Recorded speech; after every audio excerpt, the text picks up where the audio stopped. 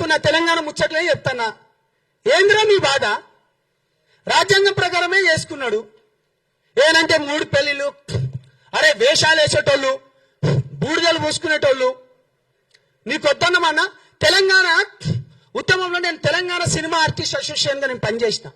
నేను general secretary ఉన్నా. అనేక మందికి నేను కార్డ్స్ ఇచ్చిన. నేను రియాలిటీ షో కూడా చేసిన.